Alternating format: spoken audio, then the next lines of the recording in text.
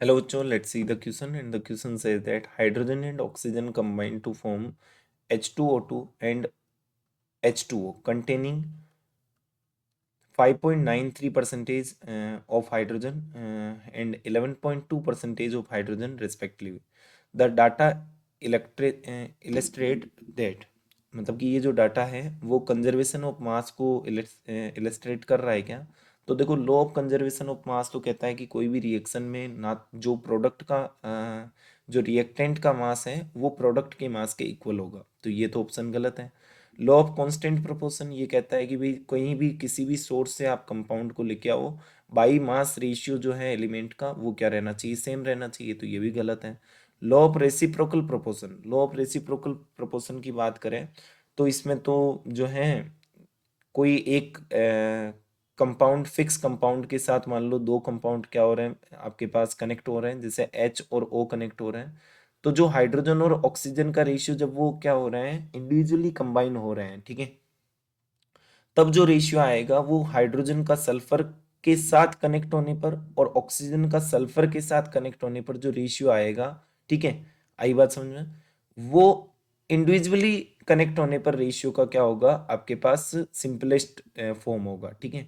तो ये भी, ये बात तो नहीं बताता है कि H2O2 और H2O में रिलेशन बता रहा है, ठीक है, यहाँ पे तो एक तीसरा एलिमेंट और भी होना चाहिए। लॉ ऑफ मल्टीपल प्रोपोर्शन ये बात बताता है, बिल्कुल कहता है वो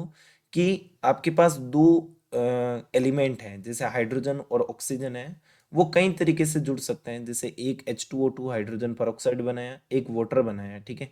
तो यहाँ हाइड्रोजन और ऑक्सीजन का बाई मास रेशियो पता करो, यहाँ भी हाइड्रोजन और ऑक्सीजन का बाई मास रेशियो, तो देखो हाइड्रोजन आएगा 2, ऑक्सीजन कितना आ जाएगा 32, ठीक है,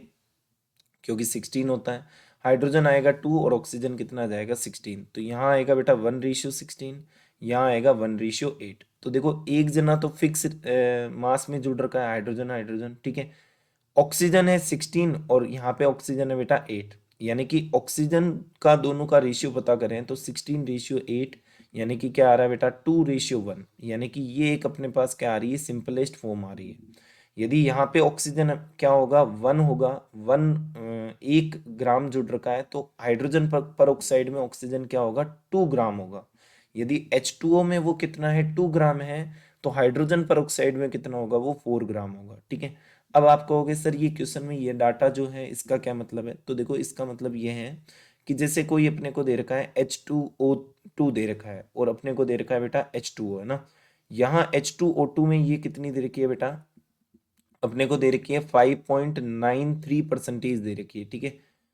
कौन दे रखा है, हाइड्रोजन दे रखा है, ठीक है, और यहाँ पे कितना है बेटा 11.2 परसेंटेज है, ठीक है। अब इसका मतलब क्या है, देखो H2O2 में अपने पास यदि अपन निकालें हाइड्रोजन का परसेंटेज निकालें तो 2 अपॉन, देखो ये कितना आ जाएगा 2 प्लस ये कितना है 32 है, यानी कि क्या आ जाएगा 34, मल्टीप्लाई बाई अपन कर देते हैं 100, तो देखो 200 अपॉन क्या आ जाएगा 34,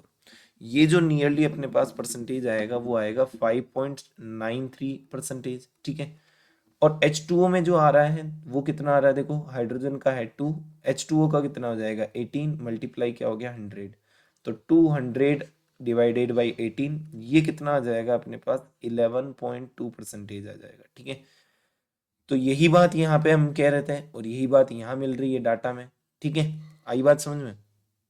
कि H2O2 में जो रेशियो है वो H2O के रेशियो का है ना, ठीक है, यहाँ पे क्या होगा, मल्टीपल होगा, समझ आ गई बात। तो यहाँ पे D option will be the correct answer of this question. I hope all of you understand this question very well. Thank you and best of luck for your next